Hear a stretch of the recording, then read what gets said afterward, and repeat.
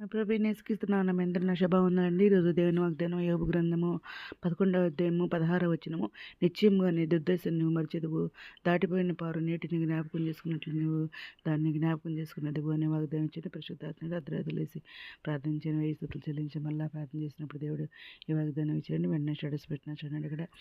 అవునండి, మనం ఉదయకాల ప్రార్థన చేస్తున్నాం, అర్ధరాత్రి వేసి ప్రార్థన చేస్తున్నాం, 1000 స్తుతులు చెల్లుతున్నాం. మరి ఇంకా బైబిల్ ఇది పూర్తి రాసి దేవుని కృప వలన ఇంకా ఉపవాస ప్రార్థనలు చేస్తున్నాం. ఈ విధంగా చేస్తున్నాం కాబట్టి దేవుడు నిశ్చయంగా మన దుర్దశను మనం మరుస్తామని అంటున్నారు. దాటిపోయిన నీరు ఆ పారు నీటిని జ్ఞాపకం చేసుకుంటావు, దాన్ని నువ్వు జ్ఞాపకం చేసుకుంటావు అని అంటున్నారు అన్నమాట. ఇంకా మరి దానికి రిలేటెడ్ వాక్యాలు చూస్తే మరి 17వ వచనం కూడా అప్పుడు నీ బ్రతుకు మధ్యాహ్న కాల తేజస్సు కంటే అధికంగా ఉంటుంది అంటున్నారు, ప్రకాశిస్తుంది అంటున్నారు. చీకటి కమ్మిన అది అరుణోదయం వలె కాంతిగా ఉండను అంటున్నారు.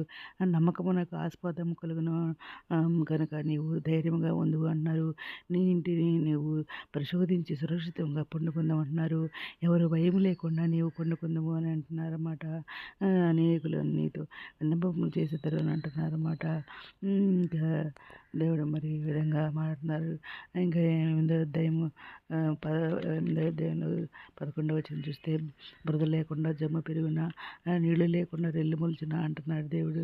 మళ్ళీ ఇంకా 19వ వచనం చూస్తే అదే అధ్యాయంలో అదే అతని సంతోషకరమైన గతికి అంతము, అతను ధూళి నుండి ఇతరులను పుట్టిదరు అని అంటున్నారు అన్నమాట. యోగుతో మాట్లాడుతున్నారు. ఇవన్నీ కూడా ఈ దినం మరి ఇవన్నీ కూడా మనతో మాట్లాడుతున్నారు అన్నమాట. నుంచి మరిసేపు నువ్వు దాటిపోయి నీరు జ్ఞాపం చేసుకుంటావు, భయపడొద్దు అంటున్నారు.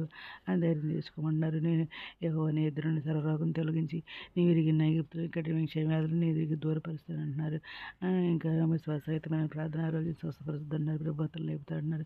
అతను పాపం చేసినైతే పాప క్షేమం అన్నారు అనమాట. దేవుడిని మహింపరిచి ఆయన వాగ్దానం చేసిన దాన్ని నెరవేర్చుటకు సముద్రుని రూఢి విశ్వసించి విశ్వాసం వాళ్ళు బలం పొందుకోవాలన్నమాట. రాబో కాలం మంది నీకు మేలు కలుగుతుంది, నమ్మిక మాత్రం ఉంచుకోమంటున్నారు. నీ పిల్లలు తిరిగి దేశానికి వచ్చేదారు అన్నారు. ఇది వాక్ అన్నారు అన్నమాట. ఇంకా ఆయన మనకు తోడైన సైనిక యెహోవా మనకు తోడైనాడు, యాకోబు దేవుడు మనకు ఆశ్రయమేమన్నాడు అనమాట. అందుకని మనం యెహోవా నేను దేవుడు అన్నారు. ఇశ్రాయేలు దేవుడు నేనే రక్షించమన్నారు. నీ ప్రాణ రక్షణ ఖరీదనంగా ఈజిప్టు ఇచ్చాను, నీకు వెళ్ళి కూషు చేయవచ్చాను అన్నారు. నేముకులు ప్రభు నీవు వచ్చింది అనుకో నీ బ్రతుకున్నట్లు మీరు జీవత్త రప్పిస్తారన్నారు. ఆయనకి సహాయం చేయడానికి ఆకాశవాణి నుండి వస్తానంటున్నారు. యేసువారిని చూసి ఇది మనుషులకు అసాధ్యమే కానీ దేవునికి అసాధ్యం కాదన్నారు.